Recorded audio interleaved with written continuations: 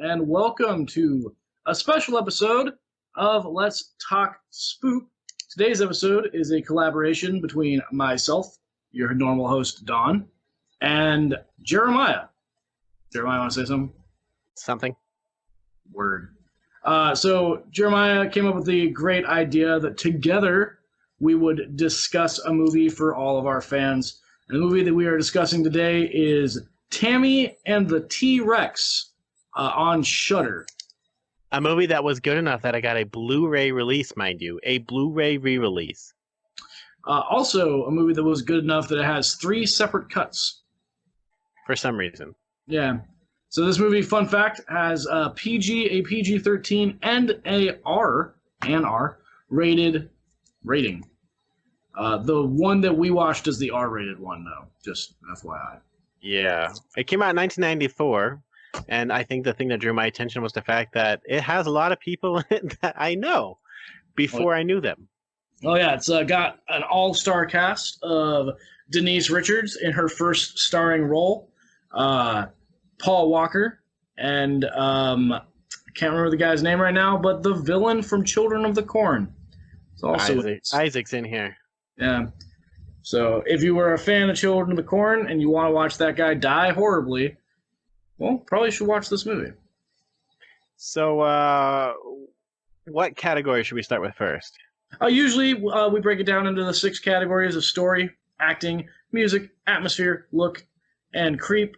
And normally we go with story first and go in the order that I just listed.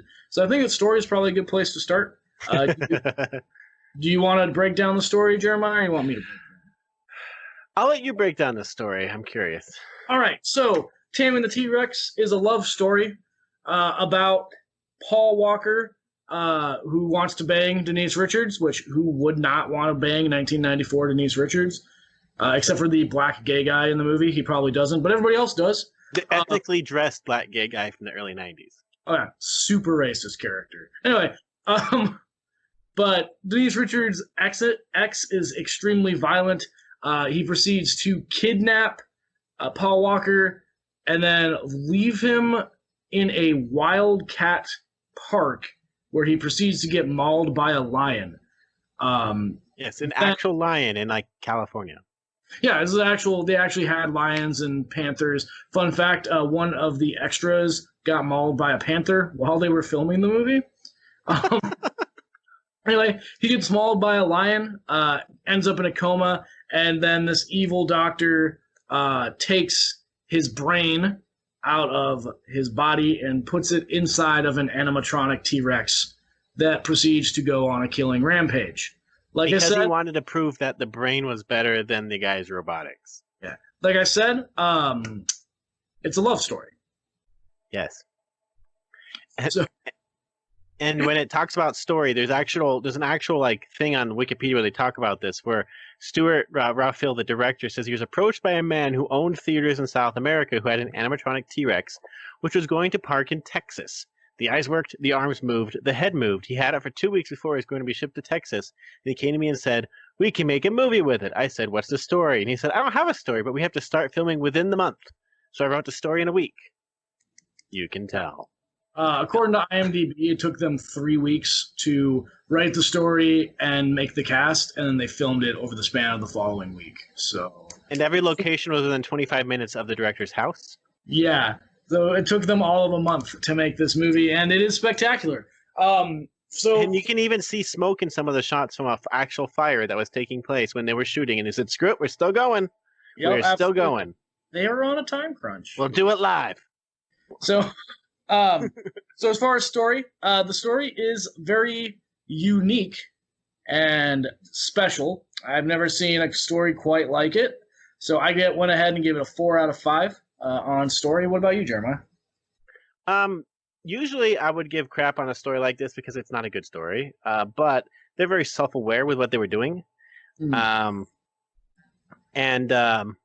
And the director even had this quote about it, which is kind of funny. He says, "I was just trying to do a film for people that like wacky movies." In other words, you laugh at the experience that I was facing, which is, what the hell are you going to do with this material?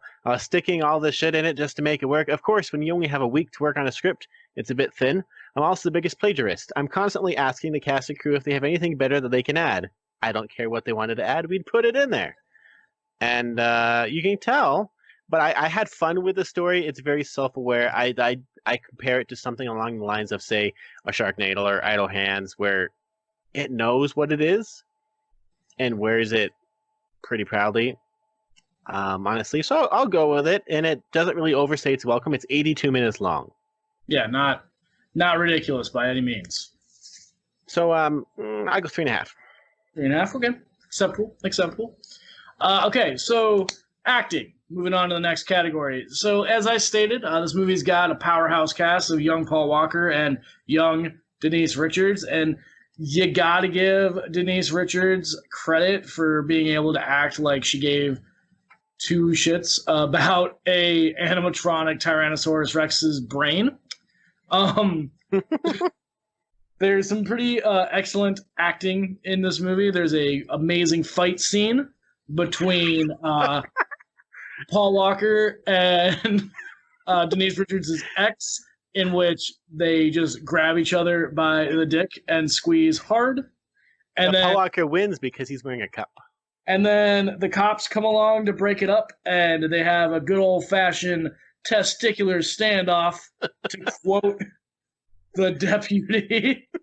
Then later on, when they're taking Paul Walker's body out of the hospital to go and steal his brain, the Isaac from Children of the Corn, as he's trying to lift up the body, literally screams the word hernia, which is some great acting. And then one of my favorite lines in the entire movie is a little while later, after they've taken the brain out of Paul Walker and his body is still like twitching. One of the characters is like, "Oh man, what's wrong with him?" And Isaac again says, "It's okay. He's lost his mind."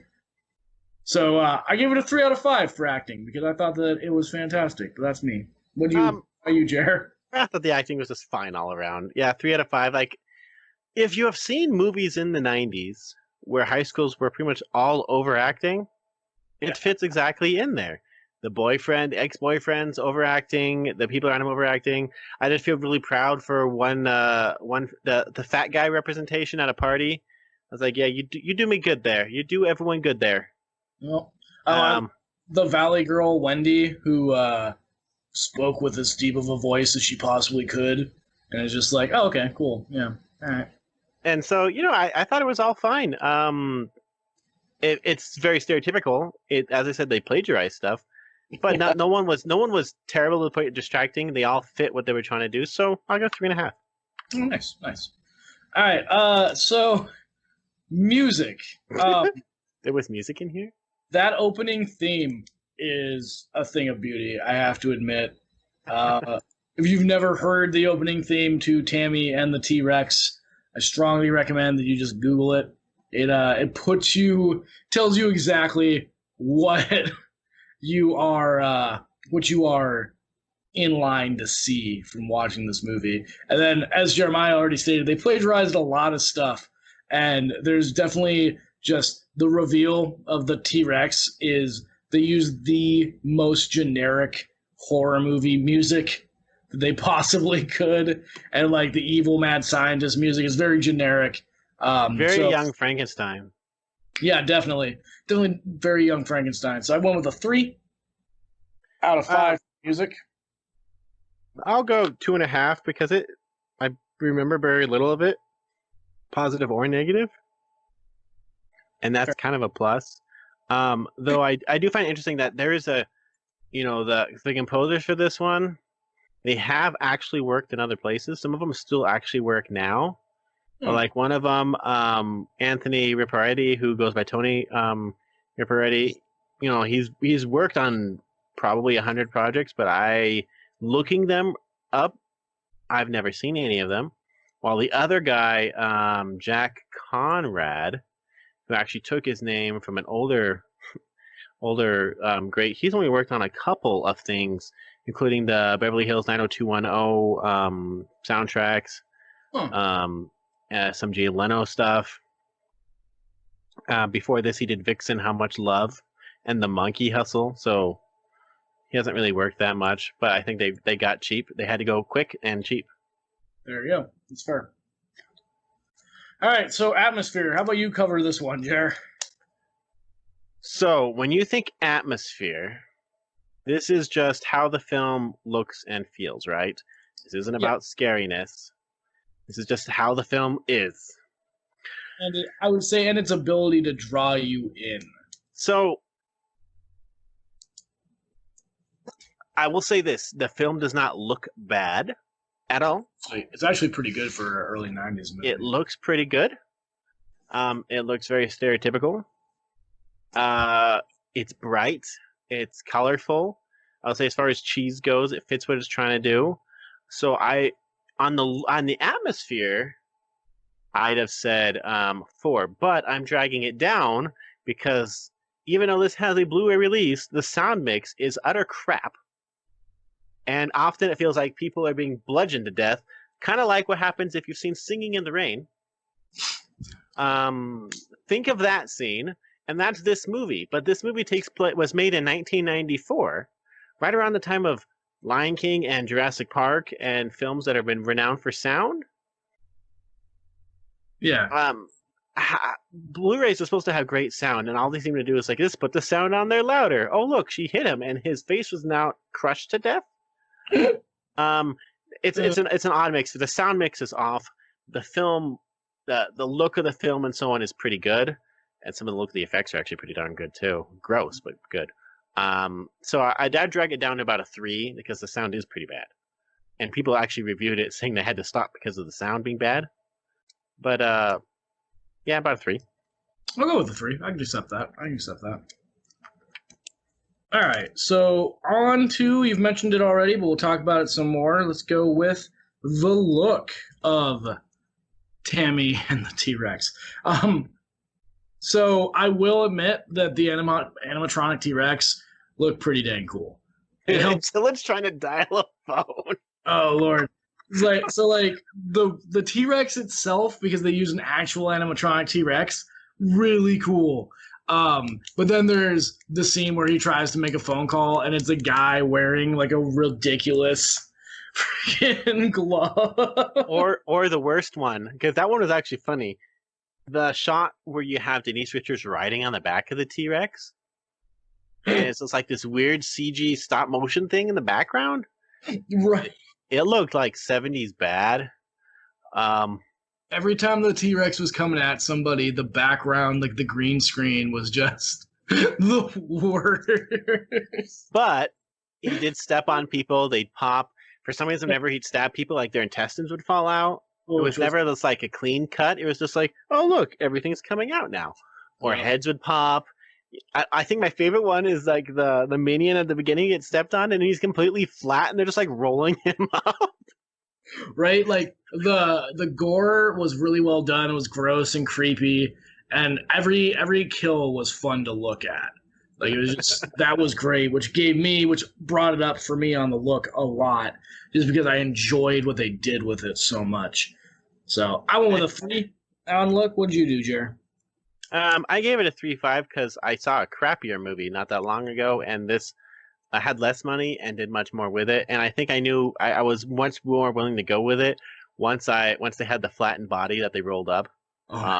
Her like actually rolling it up like a fruit roll up was so good.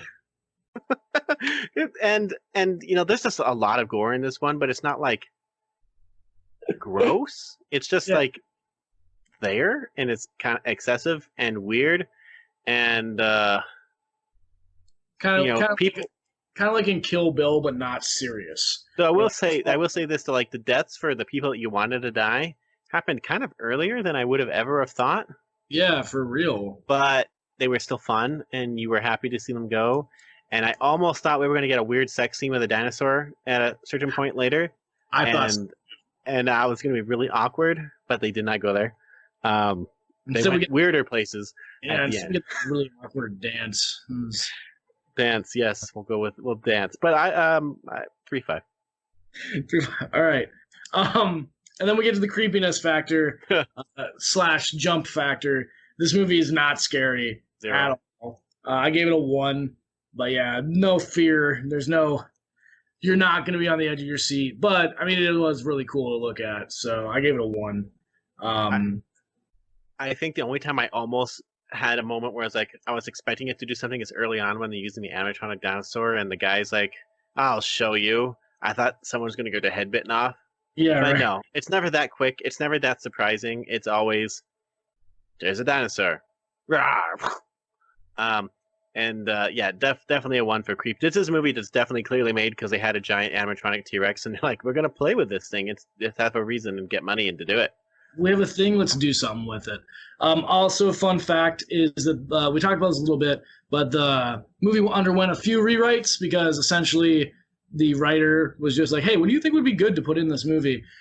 So, funnily enough, when you get to the ending credits, it lists Denise Richards as having played Tanny, Tanny, not Tammy, which is the name of the character and the name of the movie and the name that's on the cover and the poster, which is because apparently at some point they changed her name but didn't change it in the credits. So that should tell you how much they cared about what they were doing in this movie. There is a scene in this movie where a guy says he's going to tranquilize a robotic T Rex, and for a moment people go with it. I love that the one character is like, wait a second. If it's a robot, what's a tranquilizer gonna do? And he's just like, oh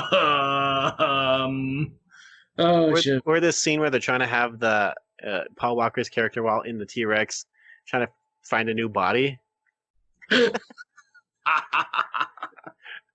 This is a weird movie, and the ending kind of fits the movie perfectly, even though it is probably the creepiest, most disturbing thing in the movie. It is definitely up there for disturbing, that's for sure. And we won't tell you exactly what's going on in it, but it's weird, and I'm not sure how they get from the end of the movie to that, or what happens to the T Rex can happen to the T Rex. I don't understand how that even works. Yeah, right, for real. I don't. But So it's a interesting movie. Yep. So you tally up our scores, and I got a 2.8 out of 5 skulls for Tammy and the T Rex. What about you, Jeremiah? Well, 2.83333, so 2.8 There we go. as well. So 2.8 on Tammy and the T Rex, which is on Shudder. Feel free to go and check it out and give us some more requests. And it's on Blu-ray if you really want it. Think of all the movies that are not on Blu-ray, and then realize this one's on Blu-ray, and 4K Blu-ray at that. There's a 4K combo pack for this movie, Tammy and the T-Rex, baby. And it is fantastic.